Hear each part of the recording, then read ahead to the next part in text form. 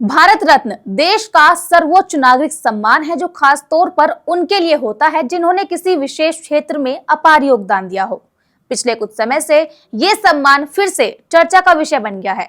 दरअसल बीते दिनों में पूर्व प्रधानमंत्री मनमोहन सिंह के निधन के बाद से ही कांग्रेस उन्हें ये सम्मान दिए जाने की बात कर रही है। लेकिन इसी बीच बाबा साहेब अम्बेडकर को मिले भारत रत्न को लेकर भी फिर से राजनीति गर्मा गई है।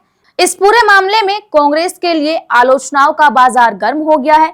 बीजेपी कांग्रेस की इस मांग को लेकर उसे कटघरे में खड़ा कर रही है। अब पूरा मामला क्या है वो भी हम आपको बताएंगे और भारत रत्न से जुड़े तथ्यों को भी आज हम आपको साझा करेंगे।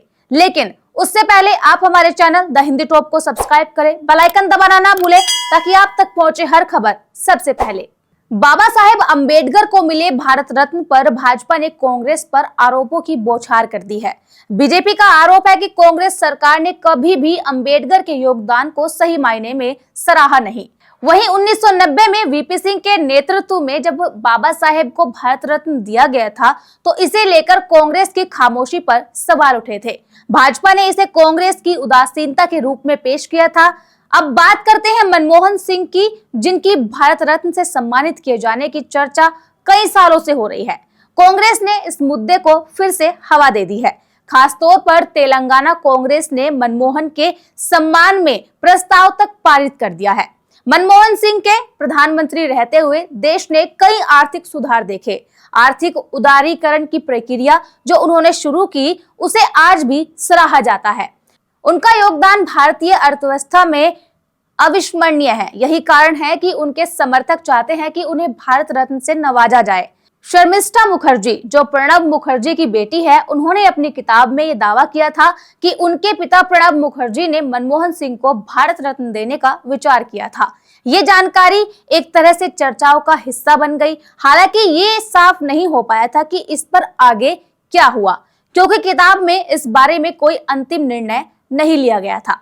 2014 के बाद से प्रधानमंत्री नरेंद्र मोदी की सरकार में कई बड़ी हस्तियों को भारत रत्न दिया गया। 2015 में अटल बिहारी वाजपेयी और मदन मोहन मालवीय को यह सम्मान दिया गया। इसके अलावा 2019 में नानाजी देशमुख और प्रणब मुखर्जी को भी ये सम्मान मिला। खास बात यह है कि मोदी सरकार ने विभिन्न क्षेत्रों के प्रमुख नेताओं, समाज सेवियों और आर्टिस्टों को यह सम्मान दिया। आपको बता दें कि भारत रत्न केवल राजनीति में ही सीमित नहीं है, समाज के अन्य क्षेत्रों से भी इस सम्मान को कई महान हस्तियों ने प्राप्त किया है। जैसे कि 2019 में भूपेन हजारिका जो कि कला क्षेत्र से संबंध रखते हैं और MS स्वामीनाथन जो कि कृषि क्षेत्र से संबंध रखते हैं, उन्हें भी यह सम्मान दिया गया है। इसके अलावा वैज्ञानिक CA NR राव और क्रिकेटर सचिन तेंदुलकर को भी यह सम्मान मिल चुका है।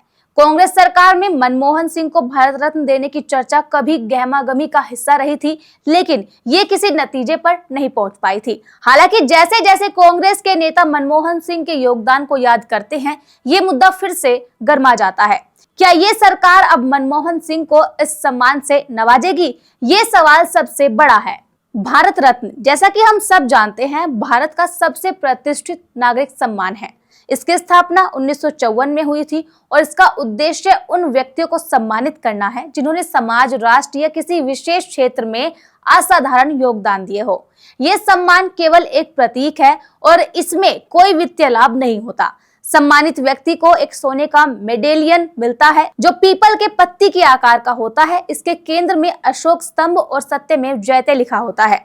इसे प्राप्त करने वाले को राष्ट्रपति द्वारा हस्ताक्षरित प्रमाण पत्र भी मिलता है। भारत रत्न की प्रक्रिया को लेकर कुछ खास नियम और शर्तें होती हैं। सबसे जरूरी बात यह है कि ये सम्मान किसी भी जाति, धर्म या लिंग से परे सभी भारतीय नागरिकों को दिया जा सकता है। इस सम्मान के लिए सिफारिश प्रधानमंत्री द्वारा राष्ट्रपति को की जाती है। हालांकि गृह मंत्रालय इसके सिफारिशों के लिए मुख्य मंत्रालय है जो कुछ नामों को प्रधानमंत्री कार्यालय तक भेजता है। साल भर में इस सम्मान को अधिकतम 3 व्यक्ति ही प्राप्त कर सकते हैं।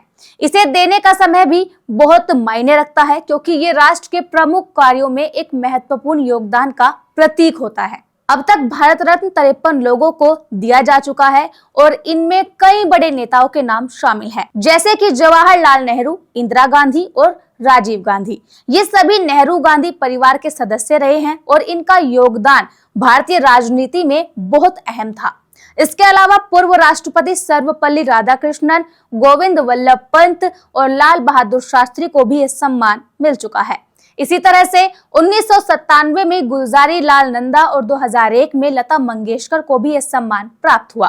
खास बात यह है कि भारत रत्न का सम्मान किसी खास पार्टी या विचारधारा से जुड़ा नहीं होता, बल्कि उस व्यक्ति के देश के लिए योगदान को मान्यता देने का तरीका है।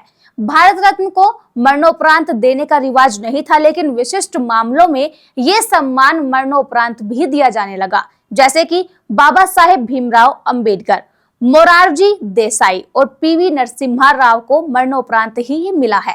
यहाँ तक कि 1988 में एमजी रामचंद्रन को भी मरणोपरांत ही ये सम्मान मिला था।